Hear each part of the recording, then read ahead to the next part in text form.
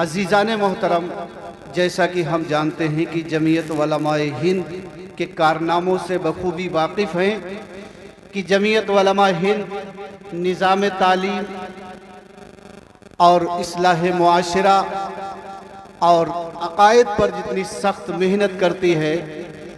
یہ بات روز روشن کی طرح کھلی کتاب کی طرح بالکل واضح ہے کہ جمعیت امت مسلمہ کے ہر مسائل میں آگے ہے۔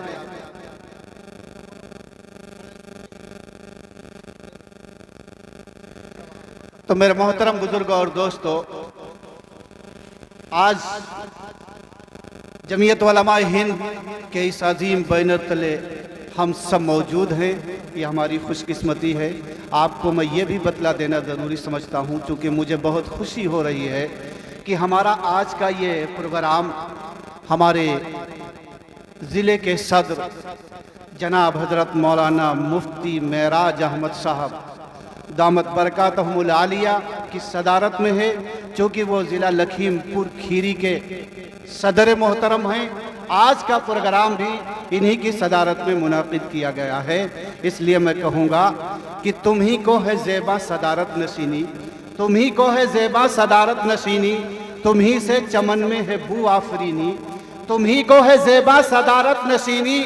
تم ہی سے چمن میں ہے بو آفرینی، ہو سرخیل تم بزم دانشورہ میں، مناسب تم ہی کو ہے یہ جاں گزینی۔ اور ہمارے اس پروگرام کے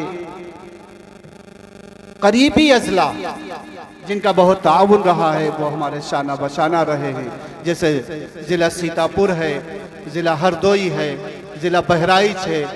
اور بھی دیگر اضلاع کے لوگ ہمارے اس پروگرام میں تشریف لائے ہیں، اسٹیج پر جلوہ افروز ہیں۔ لیکن چونکہ ستارے توڑ کر رک جاؤں یہ ممکن نہیں مجھ سے، میرے پائے طلب کو آسماں کے پار جانا ہے۔ ابھی ہم اور آپ نے تلاوت کلام اللہ اور نعت نبی صلی اللہ علیہ وسلم کو سنا، اسی طرح نعت شاعر اور مقرر کے درمیان بھی ایک لاجواب رشتہ ہے۔ نعت اگر کہکشاں ہے تو تقریر مسکراہٹ، نعت اگر موج ہے تو تقریر، نعت اگر پھول ہے تو تقریر پتیاں، اور نعت اگر پتیاں ہے تو تقریر اس پر بکھرنے والی شبنم کی طرح ہے۔ اسی حسین سنگم کو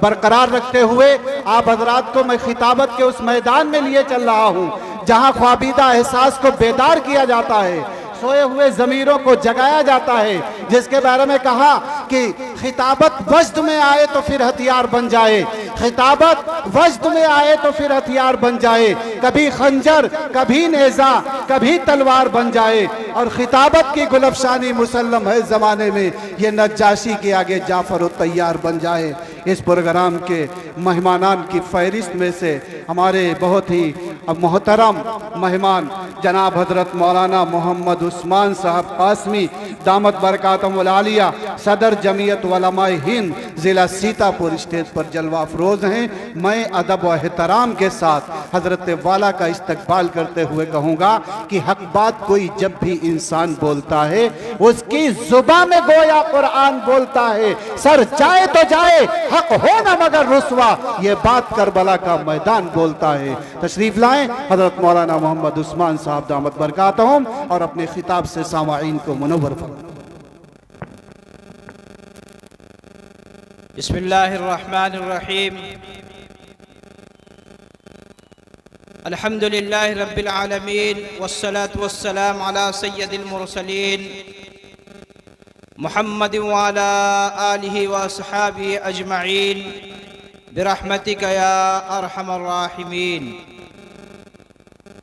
اما بعد، اعوذ باللہ من الشیطان الرجیم، بسم اللہ الرحمن الرحیم۔ انتم الاعلون ان کنتم مؤمنین، صدق اللہ العلی العظیم۔ اسٹیج پر رونق افروز علماء کرام،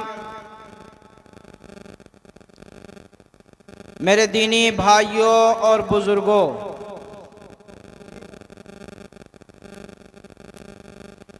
بہت دیر سے آپ حضرات جمعیت علماء کے اس قومی یکجہتی کانفرنس میں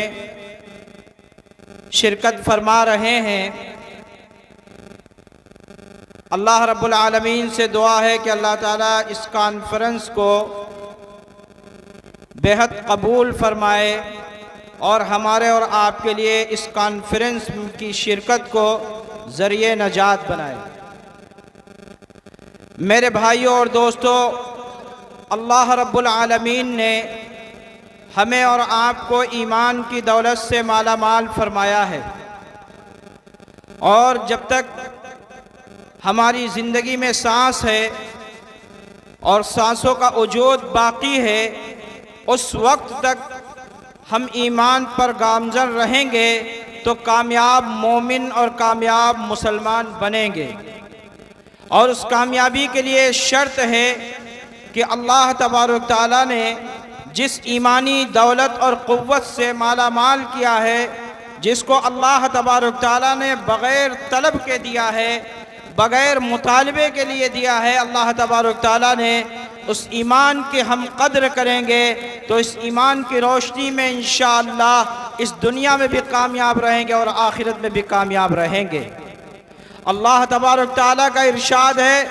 انتم الاعلون ان کنتم مؤمنین، تم ہی سر بلند رہو گے بشرطے کہ تم مومن بن جاؤ، ایمان کے مطابق ہمارے اعمال ہو جائیں۔ سیدنا محمد الرسول اللہ صلی اللہ علیہ وسلم نے جو تعلیمات ارشاد فرمائی ہیں اور جو فرمودات اور نقوش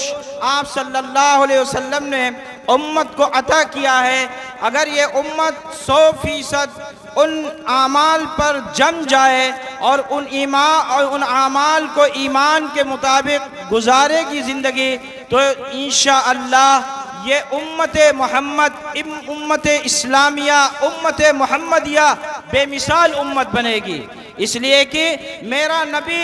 خیر الامم ہے، میرا نبی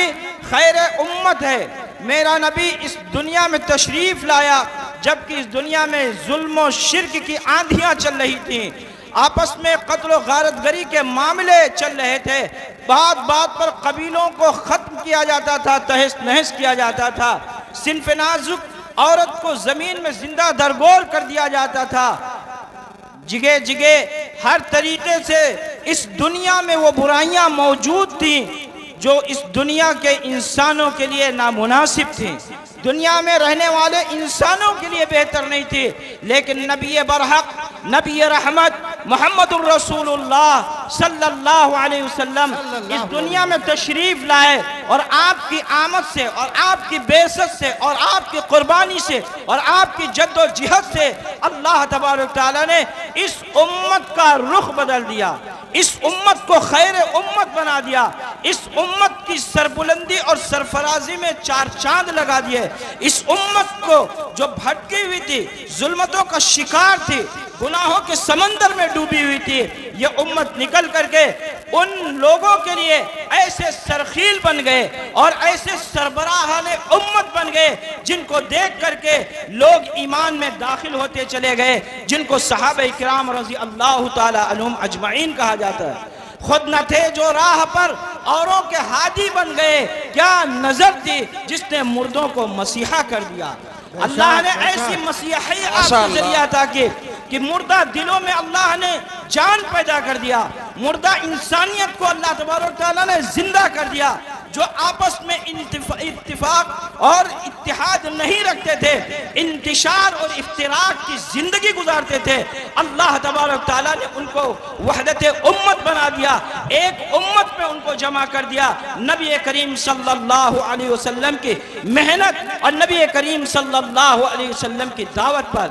میرے بھائیوں اور دوستو، وہ صحابہ کرام رضی اللہ تعالیٰ عنہم اجمعین جو ابھی حلقہ اسلام میں نہیں داخل ہوئے تھے، جو اسلام کی صف میں نہیں آ سکے تھے، جو حلقہ بگوش اسلام نہیں ہوئے تھے، کشا کشا رفتہ رفتہ محمد الرسول اللہ صلی اللہ علیہ وسلم کی صحبت اور آپ کی دعوت اور آپ کی معیت اور آپ کی معاشرت میں رہتے ہوئے کوئی ابو بکر صدیق بن گیا، کوئی فاروق اعظم بن گیا، کوئی عثمان غنی بن گیا، کوئی حیدر کرار بن گیا، کوئی حضرت حسنین بن گیا، کوئی حضرت معاویہ بن گیا، کوئی سعد اور سعید بن گیا، کوئی طلحہ اور زبیر بن گیا، کوئی عبد الرحمن ابن عوف بن گیا، کوئی عبیدہ بن جراح بن گیا، کوئی عبداللہ ابن مسعود بن گیا، کوئی عبداللہ ابن عباس بن گیا، کوئی حضرت حنظلہ بن گیا، کوئی حضرت ابو دجانہ بن گیا، کوئی حضرت ابو ذر غفاری بن گیا۔ الغرض جتنے بھی صحابہ کرام نبی کریم صلی اللہ علیہ وسلم کی صحبت میں آتے گئے، ایمان کے جام کو پیتے چلے گئے، اور اللہ تبارک و تعالیٰ نے ان کو وہ حیثیت عطا فرما دی جو چاند اور سورج کو ہم آپ اور چمکتے اور دمکتے دیکھتے ہیں۔ اللہ تبارک و تعالیٰ نے حضرات صحابہ کرام رضی اللہ تعالیٰ عنہ کی عظمت اور ان کی شان و شوکت کو بڑھا دیا کہ صحابہ کرام مثل ستاروں کے ہیں، نبی مثل چاند کے ہیں، اور صحابہ مثل ستارے کے ہیں۔ ان کے اندر یہ جرأت، کسی کے اندر اللہ تبارک تعالیٰ نے صداقت کے گوہر رکھے تو کسی کے اندر اللہ نے عدالت کی گہرائی اور عدالت کی حکمرانی رکھی، تو کسی کے اندر اللہ تبارک تعالیٰ نے سخاوت کے جوہر بھر دیے، تو کسی کے اندر شجاعت کا ملکہ عطا کر دیا، کسی کو امارت کی سربراہی عطا کی، اور کسی کو شہادت کا جام عطا فرما دیا۔ ہر صحابی رضی اللہ تعالی عنہم اجمعین اپنی جگہ پر ایک انجمن اور ایک جماعت کی حیثیت سے ملک دین کی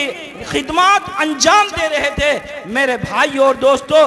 اگر ہم اسی ایمان کی قدر کریں گے جس ایمان کے جذبے کو لے کر کے صحابہ کرام پوری دنیا میں دشت تو دشت ہے، بحر ظلمات میں دوڑا دیے گھوڑے ہم نے، صحابہ کرام نے جنگلات کے اوپر کھڑے ہوئے اور رک کرتے ہوئے کہا، اے جنگل کے موذی جانوروں، تم جنگل کو خالی کر دو، ہم محمد صلی اللہ علیہ وسلم کے غلام ہیں، اس جنگل میں بسیرا کرنا چاہتے ہیں۔ تاریخ لکھنے والوں نے لکھا ہے اور مورخین نے اپنے قلم سے لکھا ہے کہ اس جنگل کے موذی جانور، چرندے درندے جو اذیت پہنچانے والے تھے، خوخار جانور تھے، انہوں نے اپنی دم دبا کر کے جنگل کو خالی کر دیا۔ حضرات صحابہ کرام رضی اللہ تعالی عنہم اجمعین اس جنگل کو اپنا بسیرا بنایا اور اس کو گہوارہ بنا دیا، اور اپنے اعمال اور ایمان کے ذریعے اس جنگل کو گل و گلزار بنا دیا۔ حضرات، نبی کریم صلی اللہ علیہ وسلم کے ان جیالوں میں سے وہ جیالے بھی ہیں جن کا دریا میں پیالہ بہ گیا تھا، اس دریا پہ کھڑے ہو کر کے انہوں نے دریائے دجلہ سے کہا تھا، اے دریائے دجلہ، تو یاد رکھ، تو نے محمد الرسول اللہ صلی اللہ علیہ وسلم کے غلام کے پیالے کو دریا میں بہا دیا ہے، اگر تو پیالے کو واپس نہیں کرے گی تو کل خیانت میں تیرا نام لکھا جائے گا۔ دریا میں ایک جوش آیا اور پانی کی ایک موج نے اس صحابی رسول کا پیالہ باہر کر دیا۔ یہ کون ہیں؟